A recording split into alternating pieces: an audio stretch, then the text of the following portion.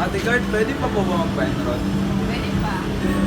Teka, nawalang sinesalo. Baka naman po mapagbigyan niyo ako ngayon lang. Sige na nga.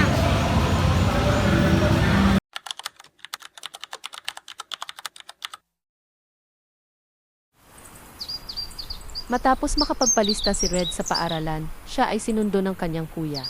Nang paparating na sila sa kanilang tinitirahan, hindi nila inaasahang naghihintay na pala ang tagapagsingil ng renta.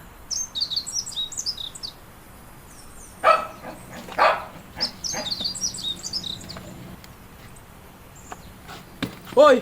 Magbayad na kayo! Kahit kuryente, tubig at renta! Ni isa wala pa kayong nabayaran!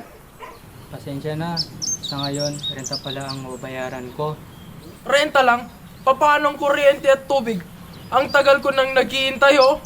Kung ako sa'yo, maghanap ka ng maayos na trabaho para naman makapagbayad kayo ng maayos. Kailangan sa susunod, kumpleto na ito ah.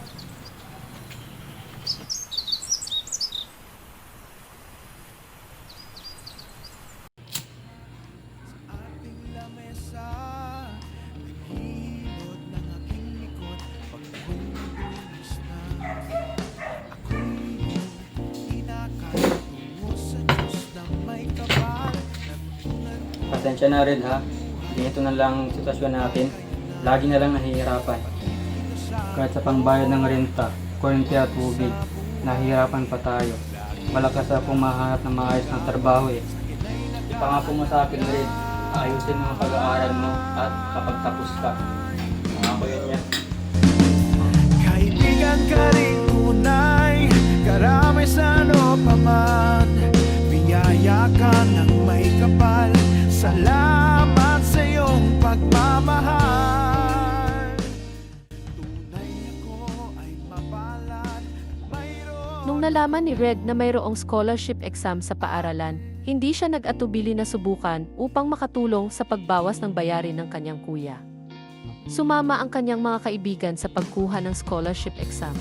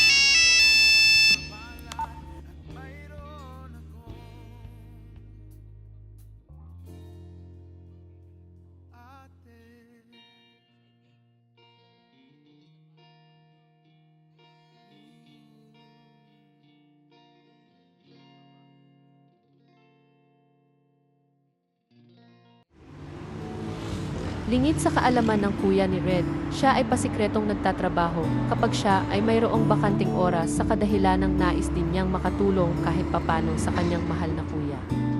Hindi niya ito pinapaalam sa kanyang kuya sa kadahilanang maaaring magalit ito at siya'y patigilin sa pagtatrabaho.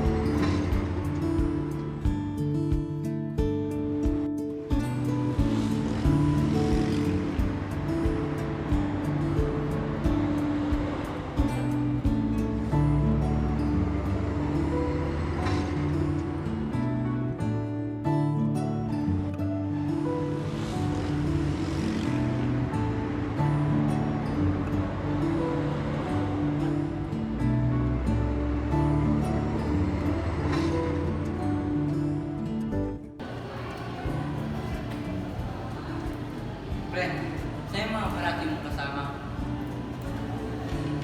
Wala sila. Sila sa amin ang absence na sa amin.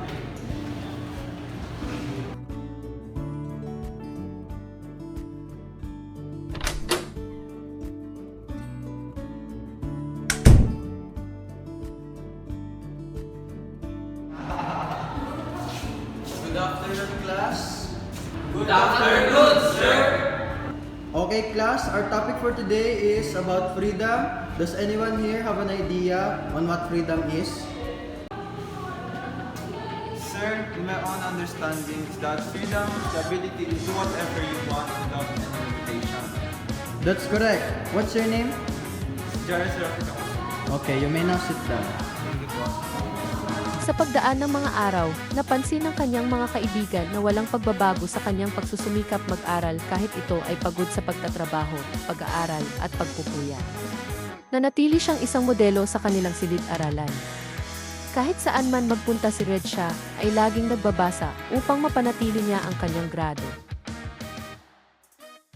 Habang si Red ay abala at porsigido sa kanyang pag-aaral, ang kanyang kuya naman ay pilit na nagtatrabaho para sa kanyang pangako sa kanyang kapatid. Ngunit sa kanyang pamamasada mayroong araw na maganda ang kita at kadalasan naman ay naluloko pa. Kahit sa hirap ng buhay, hindi nagpapadala sa tukso ang kuya ni Red.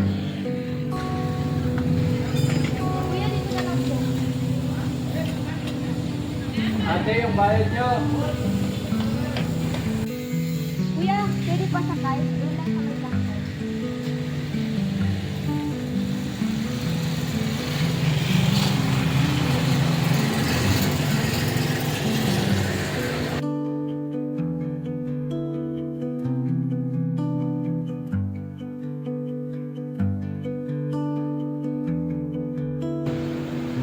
Ate, yung wallet mo!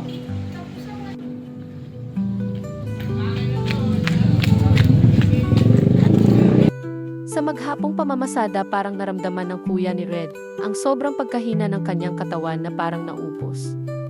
Kaya nung pag-uwi niya naisipan ng kuya ni Red na gumawa ng isang liham na nagsasaad ng kanyang mga tagubilin kung sakali mang siya ay pumanaw.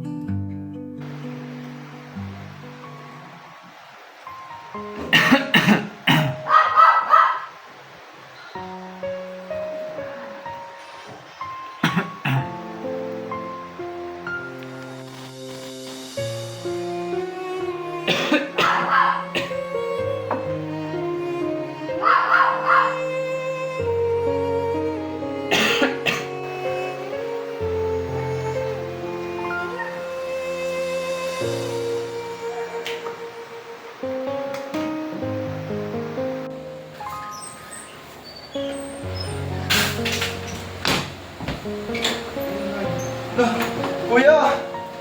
Kuya! Gumising ka po, kuya! Ano nangyari sa'yo? Hello? Opo, patulong po! Si kuya!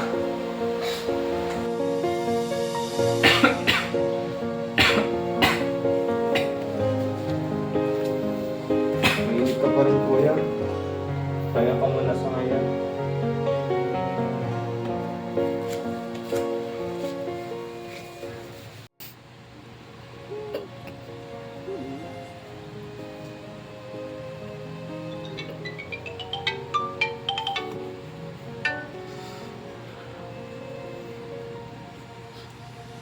Hello po.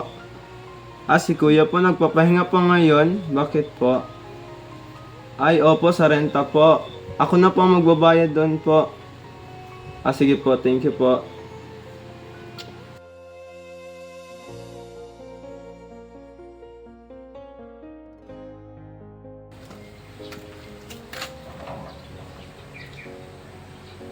Yan na. Sean.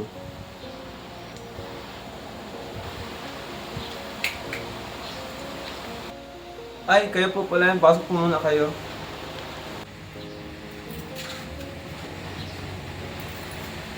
Saan nga pala yung kuya mo? Ay, masama po yung pakiramdam po ngayon ni kuya kaya nagpapahinga po siya sa loob. Di ba tumawag ako sa inyo nung nakaraan? Nasaan na ang pambayad nyo ng renta? Ay, oo nga pala. Wait lang po. Kunin ko na po saglit sa loob.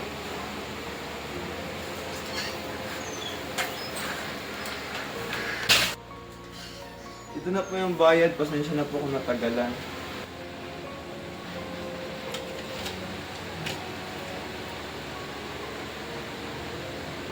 Salamat at nakapagbayad din kayo.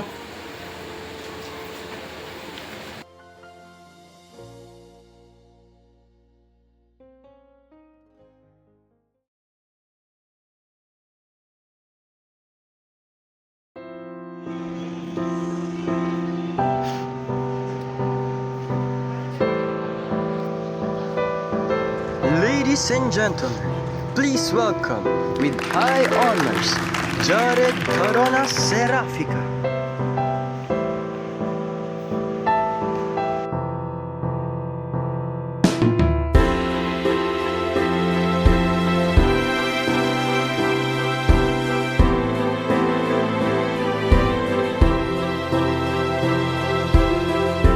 Go.